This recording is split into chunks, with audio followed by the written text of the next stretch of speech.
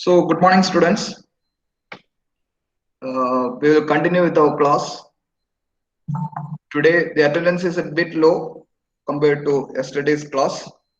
Okay, that's fine. Uh, One thing we will continue with today's class from yesterday's class is uh, what is with respect to the insect exoskeleton. We have discussed from the first class itself that the arthropods are having a chitinous exoskeleton. It's a hard exoskeleton, unlike other animals which is having endoskeleton. The insects are having and the arthropods are having a hard exoskeleton. So today we will be discussing about this exoskeleton. We call it the integument. Just like we are having skin, we will be discussing about the exoskeleton, that is nothing but the integument of insects. So today's class may be a bit tough compared to the other two, but it is easy to understand. One thing with respect to this entomology course is that you will be learning numerous terminologies, new terms on that. Try to remember those terms. From now onwards, from this class onwards, you will be learning newer and newer terms. These are all terminologies we routinely use in entomology. And this you have to remember, because whenever you are moving from one course to another, we'll be using this term for describing insects. So that will be the class. Then the class on insect integument will be today's class.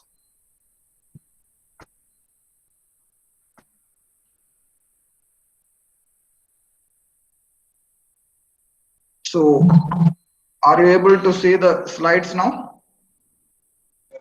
Yes, sir. Yes, okay, Yes, fine. sir.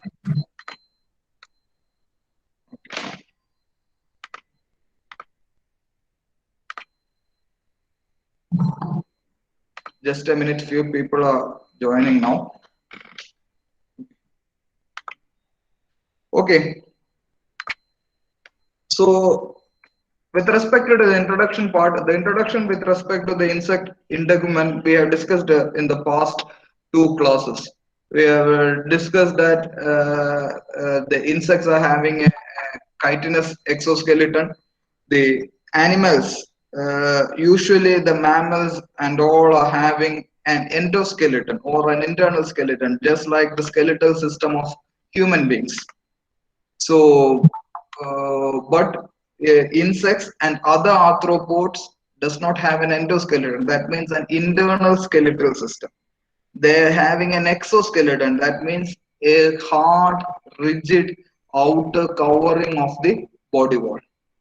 So the skeleton system is the skeletal system of arthropods, specifically insects, are different from that of other organisms. These are exoskeleton, wherein the outer body wall is extremely thickened to form a hard body. You can see a typical insect over here. I think all of you might have seen this insect. This is rhinoceros beetle, because this is called as rhinoceros beetle because just like the rhinoceros, the animal rhino, one-horned rhino, which we usually found in Assam and all, it has a single horn in the front of the head. And see, if you handle this insect, you can see this body is extremely hard. So this is the way the integument or the skin or the outer body wall of insects are modified. The body wall is extremely thickened to form the exoskeleton. And this body wall, this integument, we call it as the exoskeleton. That is mainly due to the presence of a hard chitin. We will discuss about chitin and all later. So that is with respect to the integument. What are all the functions of the integument or the body wall of insects? This is the integument is the one which covers the entire body. You can see the hard integument covers the entire body along with its appendages. See the legs, this horn, everything is covered by completely surrounded by this exoskeleton. So that is the one function. It surrounds and protects the body and its appendages.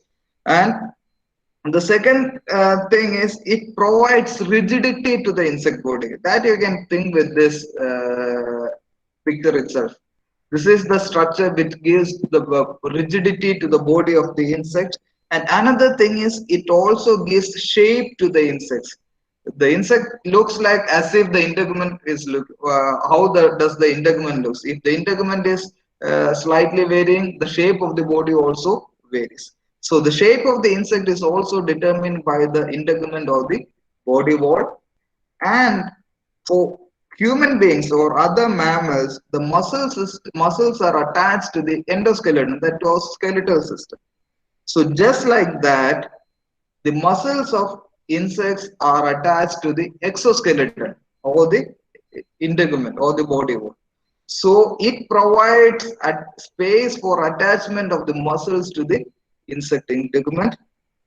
And they know all the touch, the sense organs or the sensory apparatus for sensing touch is located on the skin, our skin.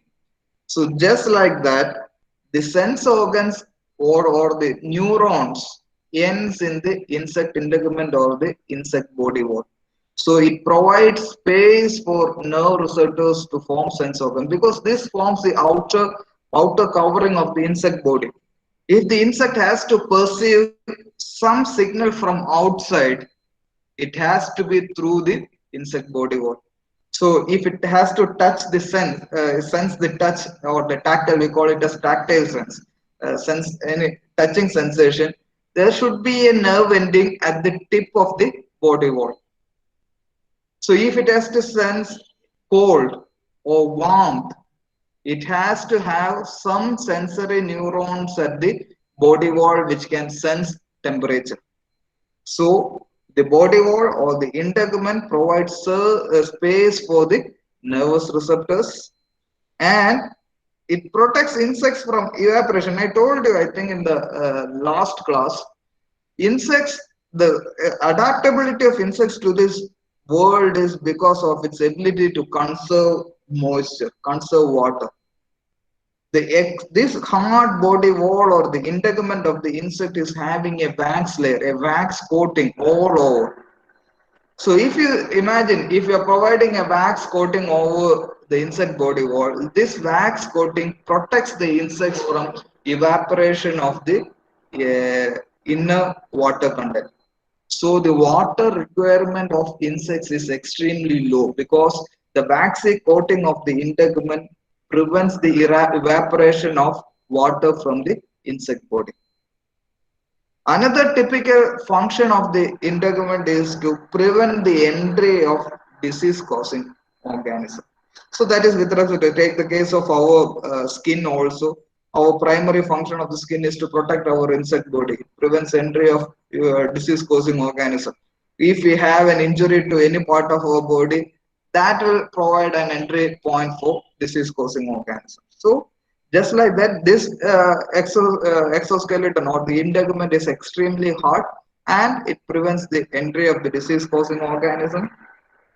Another typical character is the integument or the body wall is the one which determines the color of the insects. I will show a picture in the next slide, and you can imagine how wonderfully colored are these insects. You might have seen the beautifully colored butterflies and all.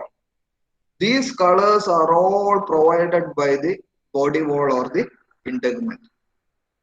So if we see the functions of the body wall, the first and foremost thing is to cover the protect the entire body and appendage, then to provide rigidity or strength and shape to the insect body. It provides space for attachment of the muscles, space for attachment of nervous receptors. It helps the insects to conserve moisture. It prevents the entry of disease-causing organism, and it provides color to insects. See this right. We can see how wonderfully colored is this insect. This insect we call it as beaver because of its snout over it.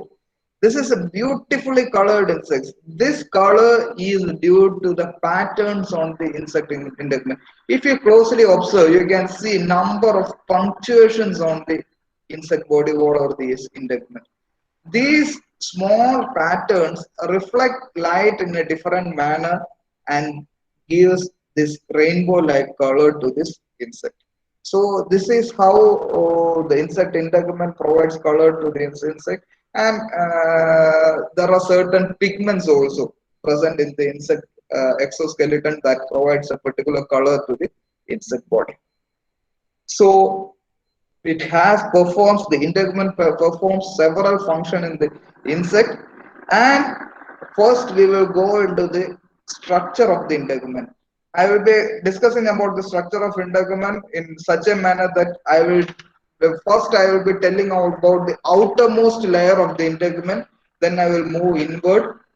So if you take the structure of the integument, the outermost layer is the cuticle. So the outermost layer is the cuticle. Below the cuticle, we have a single cell layer of epidermis or the hypodermis. Epidermis or hypodermis is the part of the insect integument which is live. All the cuticle is dead, and below the epidermis we have a basement membrane which is also acellular, which doesn't have any cells, and cuticle also doesn't have any cells. The only layer which is having cells or live, that is epidermis or hypodermis. Above the epidermis we have the cuticle, and below the epidermis we have the basement membrane. The purpose of basement membrane is to provide a base or resting space for this epidermis. So these are three are the layers of basic layers of insect integument. The outermost layer is the cuticle. Below the cuticle we have the epidermis, and below the epidermis we have a basement membrane. See this. Don't go into the numerous divisions over here. I will just give a brief about it. See this dark line over here. This dark line is the basement membrane. I will show a better picture of basement membrane in the subsequent slides. And you can see number of cells over here. This is the hypodermis or the epidermis. You can see it is written as epidermis. And all the things above the epidermis is forms the cuticle. And this is the outer part, this is the inside of the body, this is the outside of the body, and the outermost layer, all these things constitutes the cuticle. The cellular part forms the epidermis, and below the epidermis we have this basement membrane. I will give another picture also. Okay, this will be the one. Okay, you can see the this layer. This is the basement membrane. You can see cells over here above the basement membrane, that is epidermis or hypodermis. And all those things above the epidermis is the cuticle. So we have outermost cuticle, below that we have the epidermis, below the epidermis we will be having a basement membrane. And coming to the cuticle, the epidermis and basement membrane doesn't have any subdivisions at all, but the cuticle has numerous layers. So we will be discussing a bit in detail about the cuticle. Actually, this cuticle is formed by the epidermis, the cellular layer below the cuticle. The function of the epidermis, one of the function of the epidermis is to produce or secrete the cuticle. And this cuticle is composed of three layers. The first layer is the outermost layer is called as the epicuticle, and the inner layer of epicuticle is called as procuticle. Some textbooks refer to as the cuticle is composed of two layers. The outer layer is the epicuticle and the inner layer is the procuticle. But even if it is called as procuticle, the inner part procuticle is again subdivided into outer exocuticle and inner endocuticle. So textbooks you sometimes classify it in two ways. Some say that the cuticle is divided into epicuticle and procuticle, and then they will say that the procuticle is further divided into exocuticle and endocuticle. Some textbooks say that cuticle is uh, uh, differentiated into outer epicuticle, exocuticle, and endocuticle. And this exocuticle and endocuticle are together called as procuticle. Whatever it may be, we can say that the outermost layer is the epicuticle. Below the epicuticle, we have a procuticle which is differentiated into outer exocuticle and inner endocuticle. I will show that layers over here. Okay, this is the epidermis. See the cuticle and see this dark line, outermost line, that is the epicuticle. You can see this. So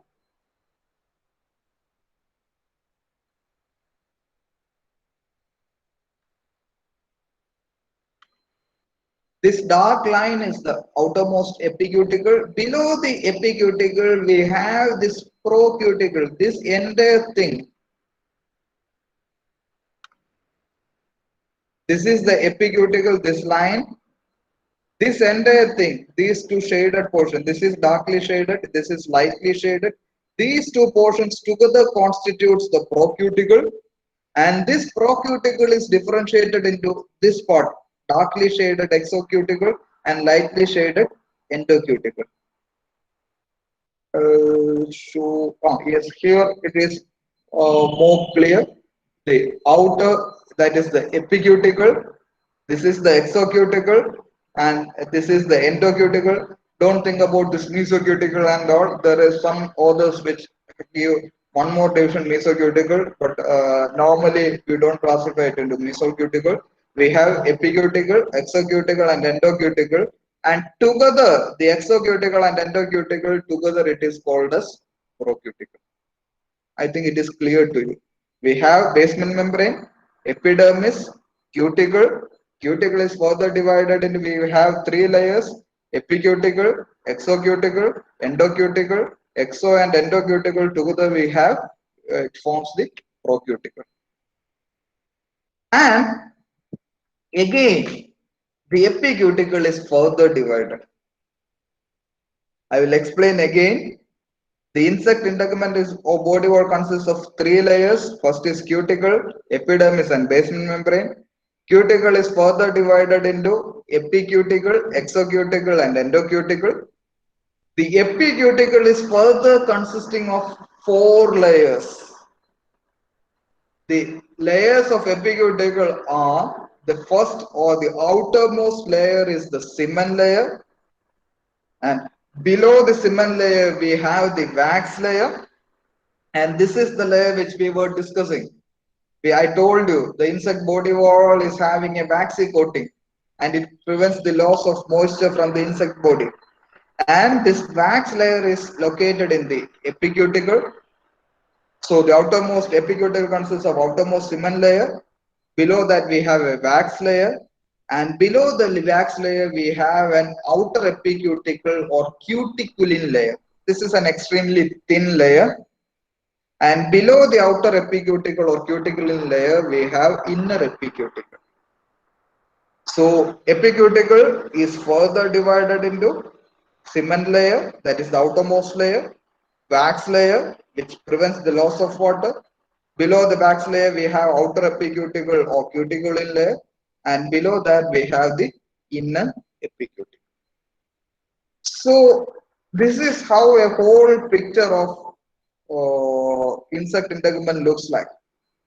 This is the basement membrane, epidermis, cuticle, this entire thing. Cuticle divided into epicuticle, exocuticle, and endocuticle. See this circle. This is the enlargement of this epicuticle. Epicuticle is consisting of several layers: cement layer, wax layer, outer epicuticle or the cuticulin layer, or the inner epicuticle. And this one is the exocuticle. So this is how we have cuticle consists of three parts. The no integument consists of three parts: cuticle, epidermis, and basement membrane. Cuticle again consists of three epicuticle, exocuticle, and endocuticle. Epicuticle is further having four layers. Outer is cement layer, wax layer, outer epicuticle or cuticle layer, and inner epicuticle. So this is the basic structure of the insect integument or the body. This is another picture. I am not going into this ducts, dermal glands and all because that will be more confusing for you. I am just giving a basic understanding of it. So first in the cuticle, we have discussed the epicuticle. Now we will be discussing about the procuticle. Procuticle is formed by or differentiated into outer exocuticle cuticle and inner endocuticle. And the major component of this procuticle is a chemical called as chitin. And this chitin forms the major portion of the insect cuticle. It forms about 25 to 50 percentage of dry weight of the cuticle, this chitin, which is present in the procuticle. The procuticle is further differentiated into exocuticle and endocuticle. The major constituent of this cuticle is uh, chitin, and this chitin forms 25 to 50 percentage of dry weight of the cuticle. And as I told you earlier, the function of epidermis is one of the function of epidermis is to form or secrete the cuticle. So epidermis is the one which secretes the procuticle. Once the procuticle is formed, initially it's not differentiated into exocuticle and endocuticle immediately after the secretion of cuticle. Later on, the outer portion of the procuticle becomes hard and sclerotized by a process called as sclerotization. Remember the term sclerotization. So initially, once the epidermis secretes the procuticle, it is not differentiated into exocuticle and endocuticle. This procuticle later on become hard and rigid by a process called as sclerotization. And sometimes the textbooks use the instead of hard and rigid, they call it as tanned and sclerotized. Once the sclerotization process is complete, we call that integument as sclerotized. While the lower portion of the procuticle, it is not sclerotized, it is less sclerotized. That's how the procuticle differentiate into exocuticle and endocuticle. The outer portion of the procuticle, which gets sclerotized into a hard, rigid portion, is called as the exocuticle. While the inner portion of the procuticle, which is less sclerotized, it is called as endocuticle. So I think it is clear to you. Procuticle, it is secreted by the epidermis. It is the major component is chitin, which constitute about 25 to 50% of dry weight of the cuticle. Once the procuticle is secreted by the epidermis, it is undifferentiated. But later on, by a process called as sclerotization, the outer portion of the procuticles becomes hard and rigid and becomes sclerotized. And it gets differentiated into exocuticle. While the lower part of the procuticles, which is less sclerotized, it is called as endocuticle. So this is with respect to the procuticle. So we have completed cuticle. In the cuticle, we have in detail studied about the epicuticle. And once after the cuticle, below the cuticle, we have the procuticle. We have studied about the procuticle. And below that, we have epidermis. Before going into the epidermis, we'll go a bit about chitin. What is the chemical structure and all? Because usually this question is cast in one word as one word question. The chitin is nothing but a polysaccharide. It is a nitrogenous polysaccharide. That means it is a polysaccharide containing nitrogen atom. So it's a nitrogenous polysaccharide, but the major feature is it is insoluble in water and any solvent. That's why the insect body is so rigid and strong. If we put an insect in water, and if it is the chitin is soluble in water, means the entire body wall will get dissolved in water. So it should be insoluble. So that's how the chitin provides the protection. It is a nitrogenous polysaccharide. It is insoluble in water as well as solvent. Any solvent, it is insoluble. And it is a polymer. I told you it is a polysaccharide. And the monomers of this chitin is N-acetyl-glucosamine and glucosamine. There are two monomers, N-acetyl. I think you all remember what is a monomer. The different monomers join together to form a polymer. So chitin is a polymer formed by N-acetyl-glucosamine and glucosamine. So it's a nitrogenous polysaccharide comprising of two monomers, that is N-acetyl-glucosamine and glucosamine. During the process of sclerotization, the chitin gets bound to proteins. And once chitin is bound to proteins, it becomes hardened and darkened. And this process is what we call it as sclerotization, which takes place in the outer portion of procuticle, and that gets differentiated into exocuticle. So chitin links chemically with proteins, and the insect cuticle becomes hardened and darkened, and that process is called as sclerotization. And the stand or sclerotized protein is called as sclerotin. That means the protein present in the exocuticle, that is sclerotin, because the protein is tanned and sclerotized. While in the neck or the cervix region, when we discussed yesterday, when we discussed about the different regions of insect body, we have discussed about a region, a flexible region called as cervix, which we told it is neck region of the insect, which is flexible. So if the exoskeleton is extremely rigid, insect won't be able to move its head. This is where we discussed about നമ്മളെ മീശമാധവന്റെ കഥയൊക്കെ പറഞ്ഞത്, കൊച്ചിൻ അനീറ്റയുടെ കഥയൊക്കെ പറഞ്ഞത് അപ്പോഴാണ്. So if there is a collar on the neck, it won't be able to move it. So in order to provide flexibility, the protein in that part of areas of flexibility is replaced with resilin.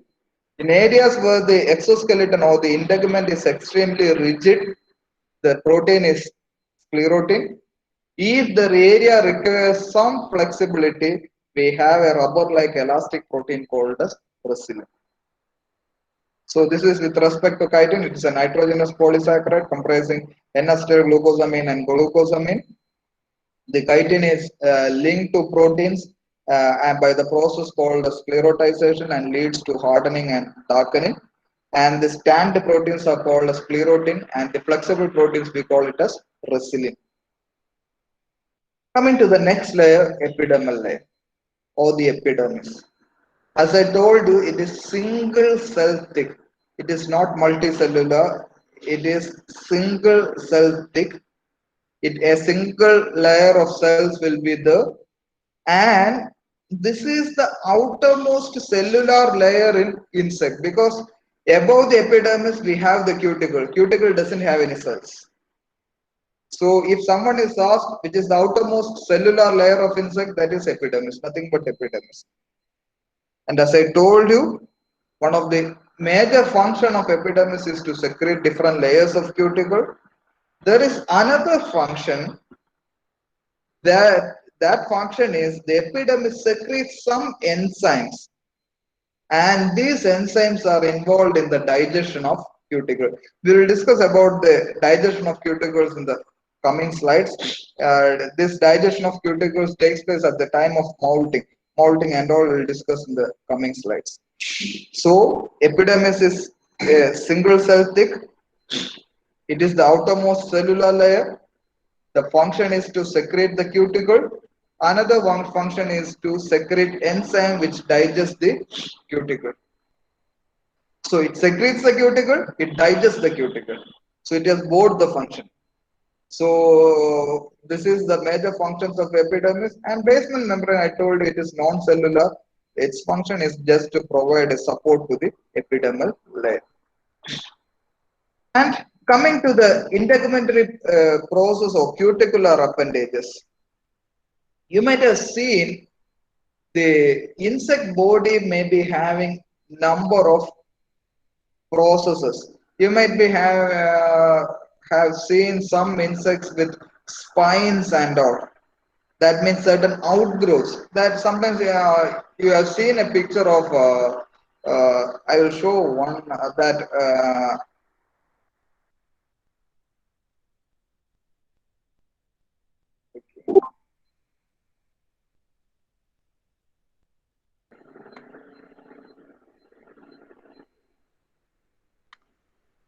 Can you see this? This is an outgrowth of the insect integument, a horn-like structure. Can you see this leg? Every leg is having numerous spine-like structures. This body is having number of hairs. If you have seen certain larvae, which is extremely hairy in nature,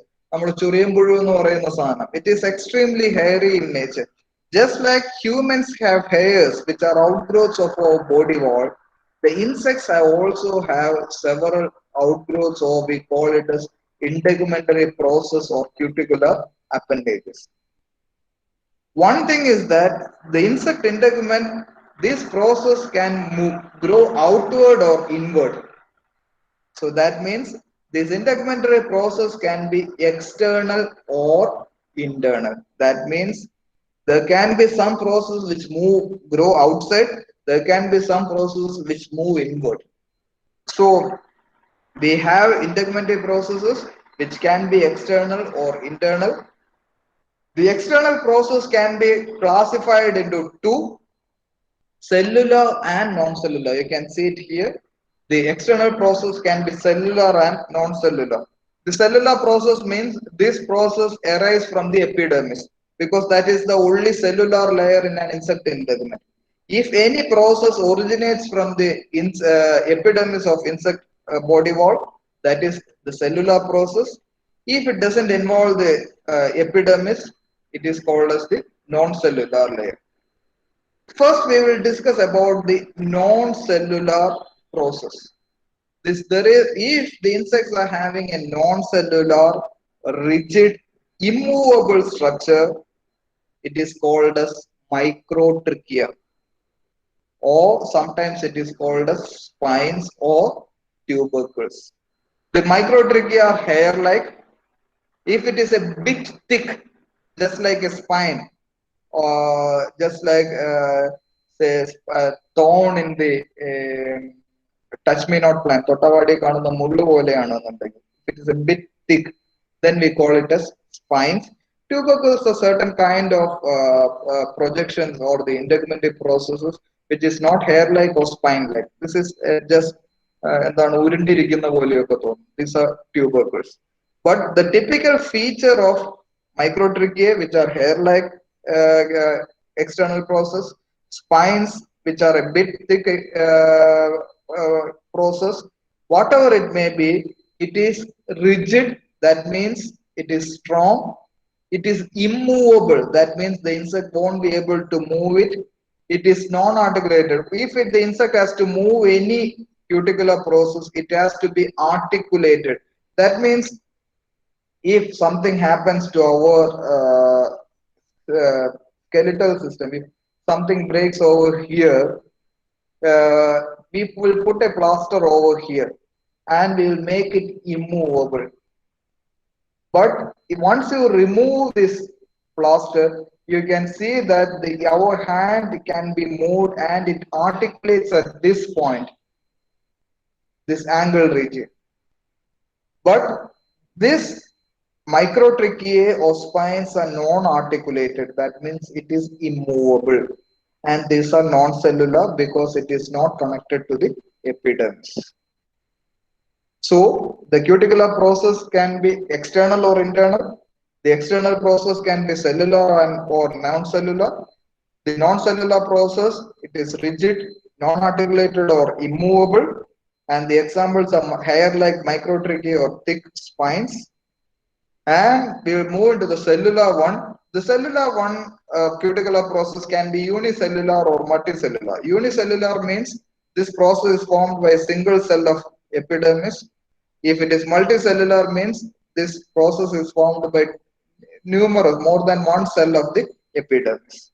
So we'll see about the cuticular process, single celled cuticular process and multicellular cuticular process.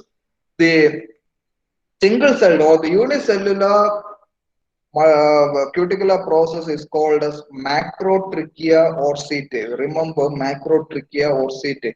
The setae term will be repeated again and again in this course. So this unicellular, that means it originates from the single cell of the epidermis. It is movable and articulated. That is the difference between cellular and non-cellular cuticular process. All the cellular cuticular process are articulated or movable, while the non-cellular cuticular process are immovable and non-articulated. So this unicellular macrotracheae or setae are movable, articulated process. This setae, I told you, this is originates from a modified epidermal cell. I will show you. This is the setae. This is an external growth, just like a hair of our body. And it originates from a cell of this is the epidermal cell. And from the epidermal cell grows out into this macrotracheae or setae. And this modified cell of this epidermis which grows out into setae is called as trichogen cell. See the term over here, trichogen. So the epidermal cell which protrude outside into the insect integument, that is called as the trichogen cell. And you can see one cell outside this trichogen cell. If this is the trichogen cell, there is a cell surrounding this trichogen cell. It doesn't grow outside, it remains inside the epidermis itself, but that cell which surrounds the trichogen cell, that cell is called as the tormogen cell. Tormogen cell. See this. Tormogen cell. So the trichogen cell grows out into the microtrachea or setae, while the tormogen cell forms the socket from which the trichogen protrudes outside into the setae. So a macrotrachea or setae consists of a trichogen cell which protrudes outside into the macrotrachea or setae, and this trichogen cell at the base we have a surrounding tormogen cell. While that we had discussed about the cellular unicellular process, that is macrotrachea or setae. We have multicellular process, cuticular process, and this multicellular cuticular process is called as spur. Use remember this term, spur. So the single cellular cuticular process is called as setae or macrotrachea, while the multicellular cuticular process is called as spur. So one more term I will introduce here.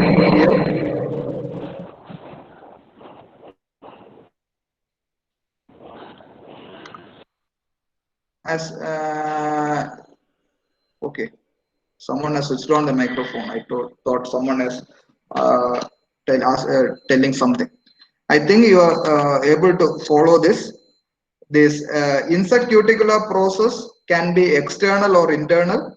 External process can be cellular or non-cellular. That means some are having cells, some are doesn't have any cells at all. The non-cellular one is called as the microtrachea or the spines. This is rigid, immovable, and the cellular ones can be single-celled or multi-celled, and both the single-celled and multi-celled cuticular process are movable or articulated. The unicellular ones are called as the microtrachea or setae. Multicellular ones are called as the spur. This macrotrachea or setae is formed by the trichogen cell, and we have a tormogen cell which surrounds the or forms the socket of the trichogen cell. And In insects, the setae is of extreme importance in identifying the insect as such. And the study of the arrangement of setae is called as ketotaxy. We call it as ketotaxy. So this setae, the way the setae is arranged in insect is extremely important, and the study of arrangement of setae is called as ketotaxy. So this is with respect to the external process. This is a spine. This is just the outer integument grows out into a thick spine-like or a thorn-like process. And coming to the internal process is nothing but the cuticle will be invaginated, move inside, and the muscles will be attached to this invaginations or this internal process. So if this is the cuticle will be invaginated and the muscles will be attached to this invaginations. And this process is classified into two: apodemes or apophysis. Apophysis is solid invagination. See, if the invagination is like this, it is solid, it is apophysis. If the invagination is hollow, that means inside it is airspace is there, then it is called as apodeme. So internal process of two types: apodemes or apophysis. Whatever it may be, muscles are attached to the internal process, and the internal process which is solid, that is called as the apophysis, and internal process which are hollow, that is called as apodemes. So that is with respect to apodemes and apophysis, internal process and external process. Now we will move into the last part of the class, that is insect molting.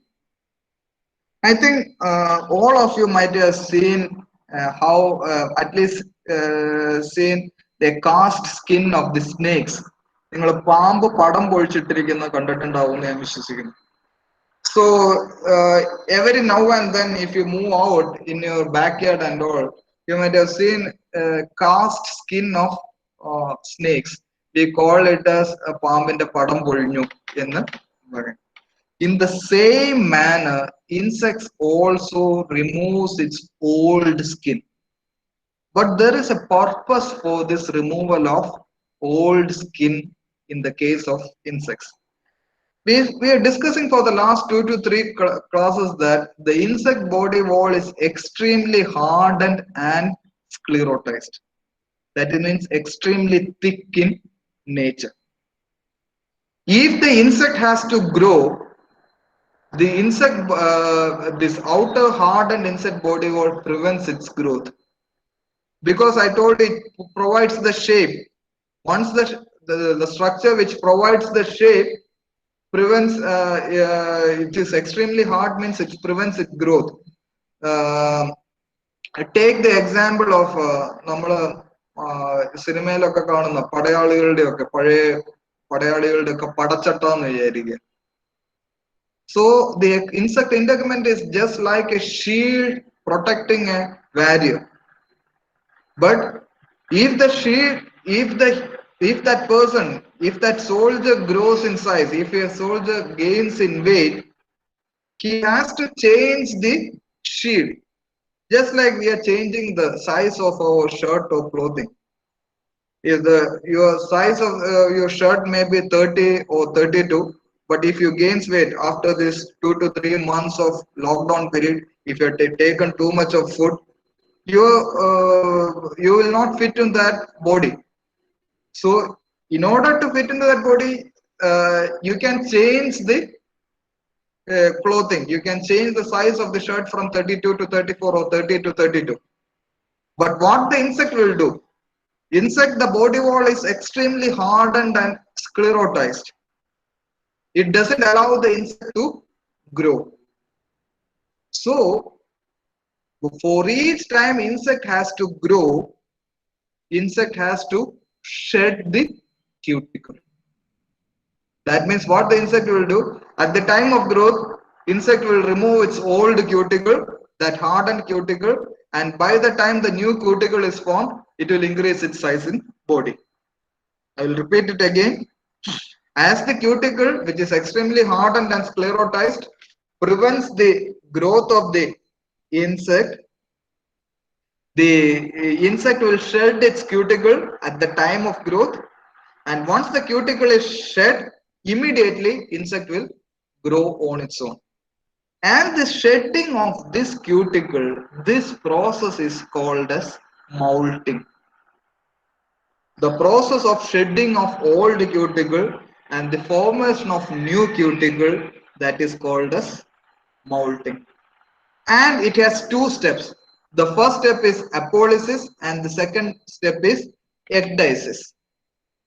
Apolysis is nothing but the separation of old cuticle from new cuticle. I will show that.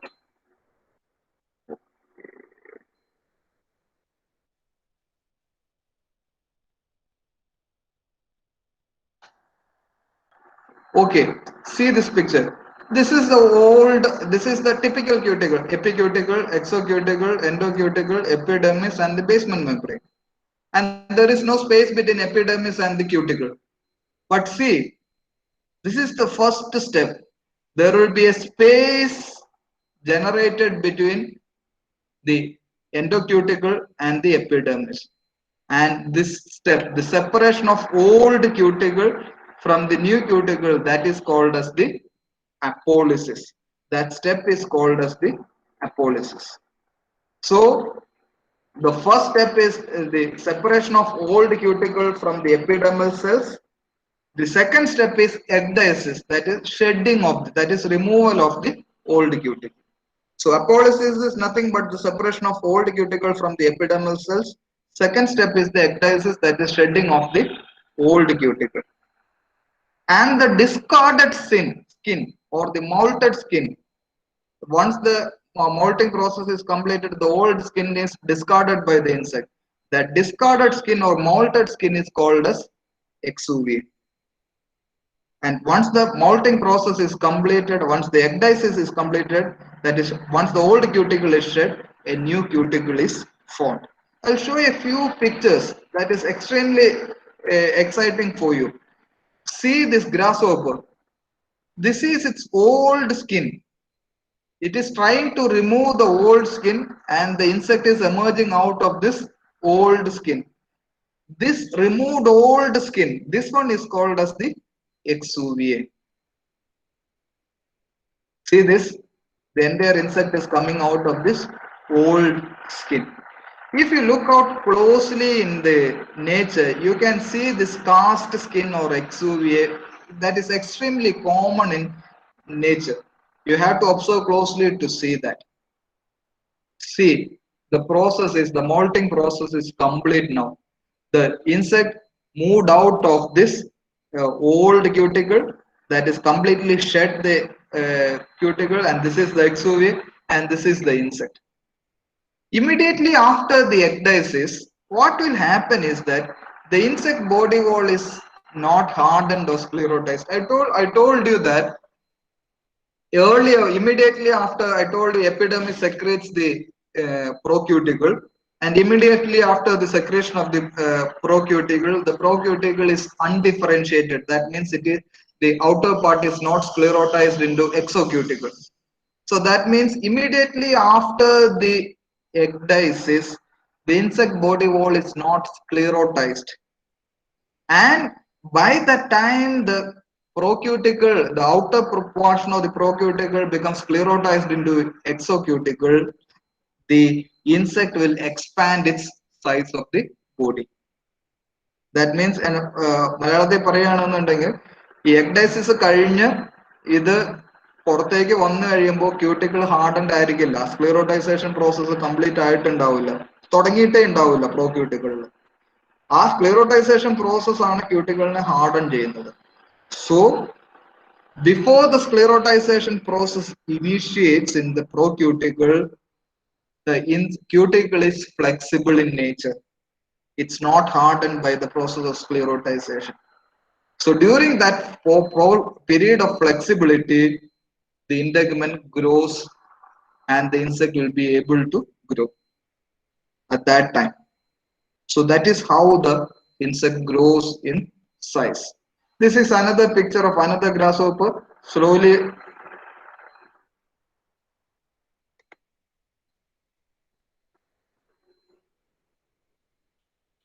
it is slowly shedding the cuticle, completely shed the cuticle, and the shed cuticle is called as exuvia.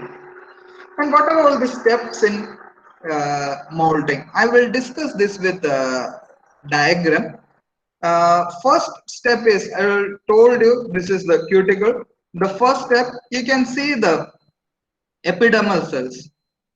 Before the molting process, these epidermal cells undergoes rapid division and numerous cells of epidermis is formed, and the epidermal cells will become columnar in nature. See, the shape of the epidermal cells is columnar. Here it is rectangular in nature, here it becomes columnar.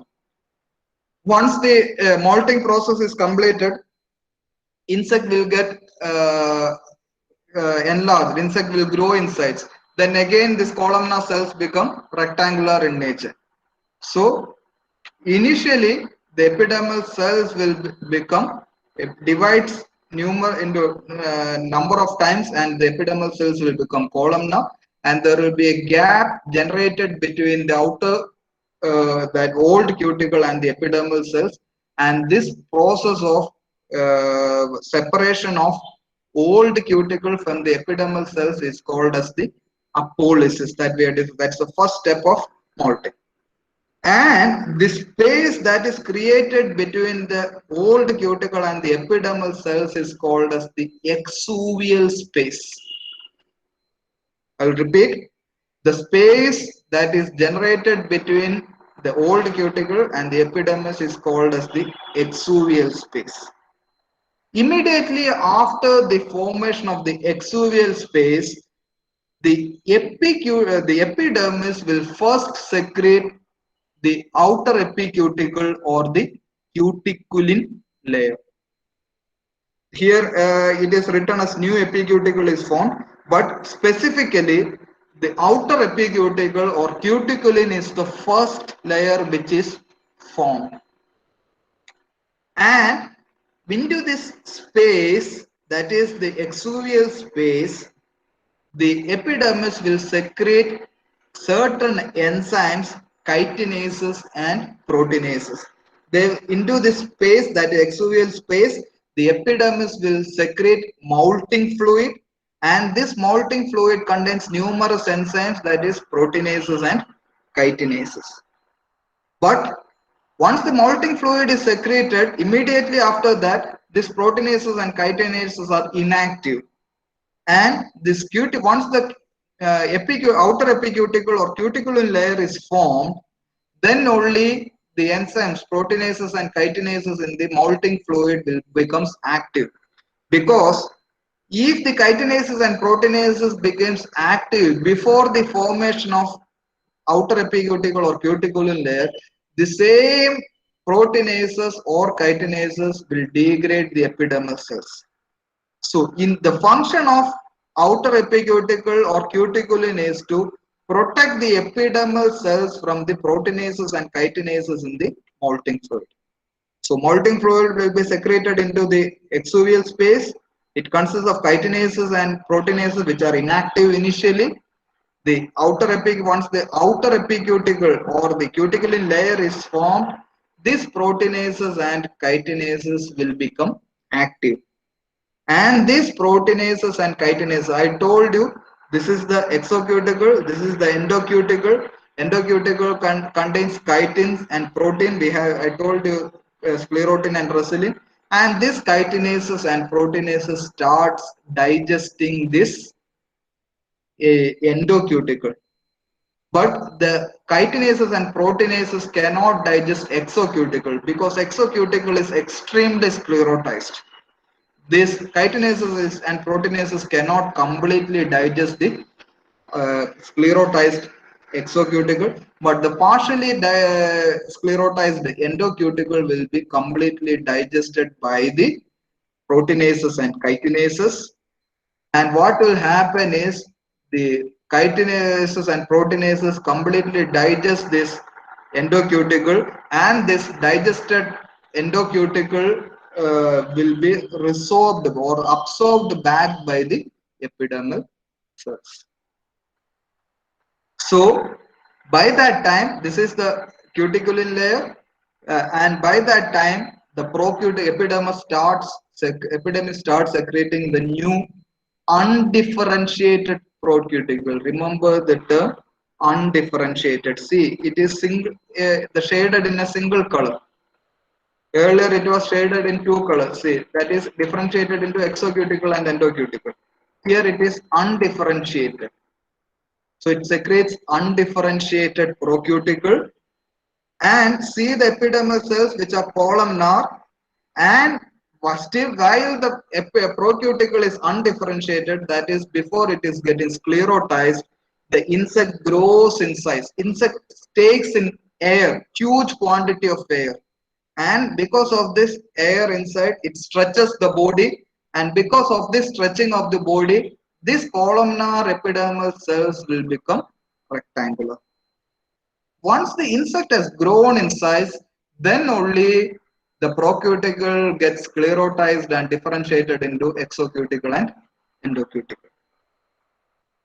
And once the insect expands, insect grows, the old cuticle breaks and it is discarded. Once the discarded old cuticle composes mainly of the epicuticle and exocuticle. Almost all the endocuticle part will be absorbed back by the epidermis.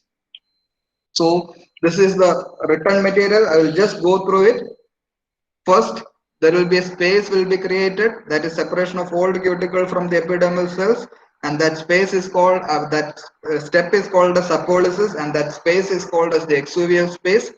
And into that exuvial space, moulting fluid will be secreted. It contains enzymes, chitinases and proteinases, but this chitinases and proteinases will be inactive. The function is to digest the endocuticle, but initially it will be inactive. But this moulting fluid, chitinases and proteinases, cannot digest the extremely sclerotized exocuticle, and then the cuticulin layer will be formed just above the epidermis, that is the outer epicuticle. It protects the epidermis from the action of the chitinases and proteinases. Once the endocuticle is completely digested, it is taken back by the epidermis or resorption of the moulting fluid, and insect splits in weak areas by exerting pressure within the old cuticle. That means I told you insect takes in oxygen, it breaks the cuticle. And in group of insects called as flies, Diptera, we will study about Diptera and all later. Take the case of house flies and all. At the head, they have a point of weakness which is called as tilinum. This term you remember, tilinum. This is a point in the head of houseflies and all on almost the 5 group, which helps in the splitting of the cuticle or shedding of the cuticle. This portion is extremely weak. Then procuticle will be secreted by the epidermis. Procuticle is undifferentiated or not sclerotized.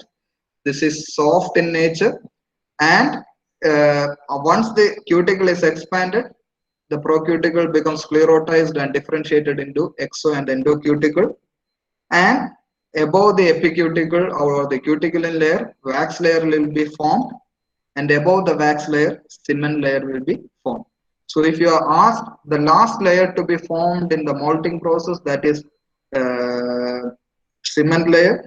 If you ask which is the first layer to be formed, that is cuticulin layer or the outer epicuticle. So this is the molting process. This is a wonderful picture of molting of another insect. See the color difference in color. The old cuticle, it is dark in color, tanned or sclerotized. See the freshly emerged insect just after molting. It is not tanned or sclerotized. It is not darker in color. That is because the sclerotization process has not occurred. So that is with respect to this molting process. This is again another picture. I uploaded this video in the Moodle. You can watch it. So this was a bit lengthy class compared to the previous class. Uh, if you have any doubts, please ask me. Clarify it now. Why endodermis? Balkis has asked a question. Why endodermis has become columnar? Endodermis, it has to divide. See, earlier it is rectangular. I think you can see my hand. It is rectangular in nature. If the insect grows, it will be just like stretching the cells again and again. നിങ്ങൾ photo ഒക്കെ സ്ലൈഡിലൊക്കെ വെച്ച് P P ടിയിലൊക്കെ വെച്ച് രണ്ട് വശത്തു നിന്ന് വലിച്ചാൽ എങ്ങനെ ഇരിക്കും? നിങ്ങളുടെ ഒരു ഫോട്ടോ വെച്ച് രണ്ട് വശത്തേക്ക് വലിച്ചു കഴിഞ്ഞാൽ it will be extremely stretched. So but the insect has to grow. That means the insect before the molting process, the space for the epidermis cells to grow is limited. That is the problem of exoskeleton, the hardened exoskeleton. A hardened exoskeleton പ്രശ്നം എന്താണെന്ന് പറഞ്ഞാൽ ഇപ്പൊ ഒരു epidermal cell multiply ചെയ്താലും ഒന്നിൽ നിന്ന് രണ്ടായോ രണ്ടിൽ നിന്ന് മൂന്നാവോ ചെയ്തു കഴിഞ്ഞാലും അതിന് സ്പേസ് ഇല്ല കൂടുതൽ വളരാൻ. അപ്പൊ അതെന്ത് ചെയ്യും? ഈ വശത്തേക്ക് വളരാൻ പറ്റില്ല, ഹൊറിസോണ്ടൽ ആയിട്ട് വളരാൻ പറ്റില്ല, but it can grow vertically because there is a space created by the apolysis. So that's how it becomes columnar. Once it becomes columnar, once the insect grows, after the ecdysis process is completed, this columnar cells will become stretched and becomes rectangular. I think that's clear. Anything else?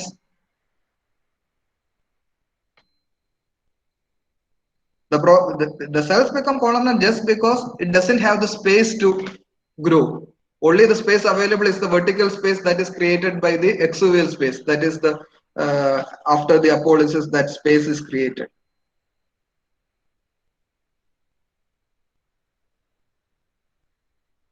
Fine. Anything else?